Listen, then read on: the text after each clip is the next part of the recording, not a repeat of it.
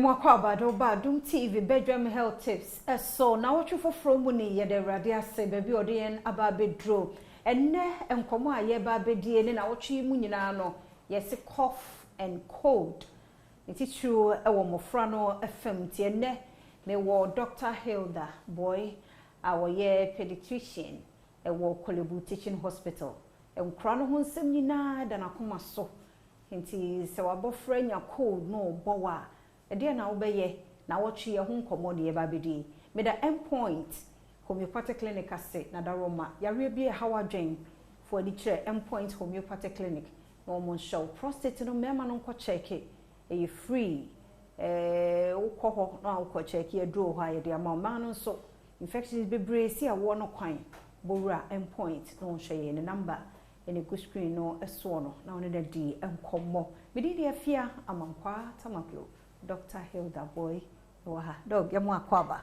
yeah that's so sende odi abewura Kolebu tie dase na wotwe mu nyina ye kasafa cough and cold ehun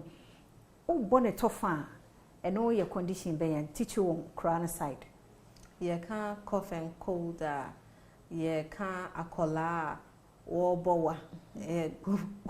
say nyina ye nim cough no and a cold nenso say ne hwenimu efinsuo ana esoso eto da bi nso obehu say bia omo sneeze ana omo hinsi eto da bia na bia na minim no aye kro ana ombeka say kika omo eni ade obetumi ehu so say bia omo ti omo ya bia omo ho aye hikakra enti no ye bone tofa dia na ne cough and cold no no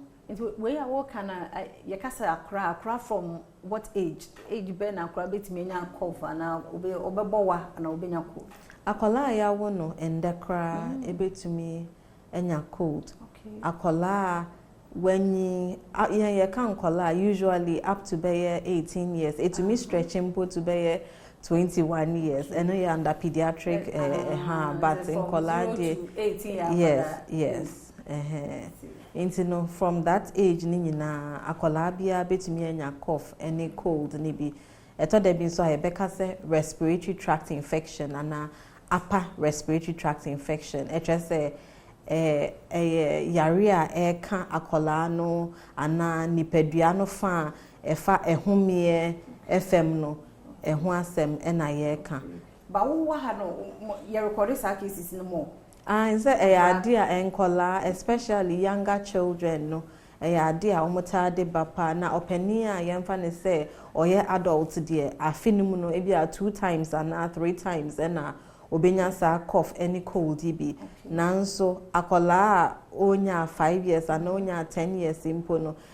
omo no etenya no more I just say especially so almost start go school fresh na almost every month bia obenya cold and now obenya cough and now say bia to da bia no de na so ebia infection abemu and na minimum infection wo enti na sa respiratory tract infection si dia etaya common e won kola mu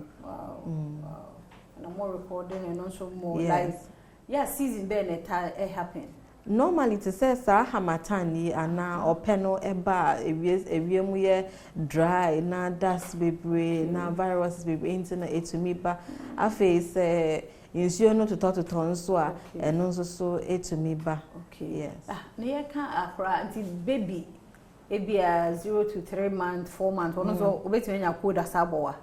obetumi anya cold asabowa no ndo so on cold dust bi emu nko Senya ede ba no na tre say you can't cough ni cold viruses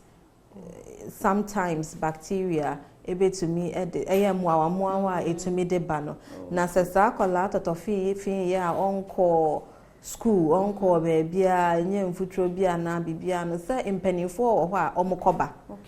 ebia papa wo ho maame wo ho okodwom okọ abonten okọ adwuma ebia no so anya cold ni bi otumi de san akwala na ebia na wanya cough ni bi otumi de san akwala no na omota nso wo older siblings ana enuanom empanifo kakra ebia 2 years 3 years 4 years almost so no eco school ba na sanya medical aka no omo school sana omo de sa cold ne coffee etanam into na sa no akola onya 3 months no ono nso betumi anya sa exposure no enya cold ne cough ne bi fancy ha nyame ya adom ochna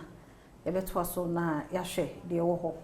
enti na wotwe mu nkoma ye die eno no na Dr. Hilda Boy abone tofa de amaye nti obi antie is a cra wo pediatric Ghana for side ne de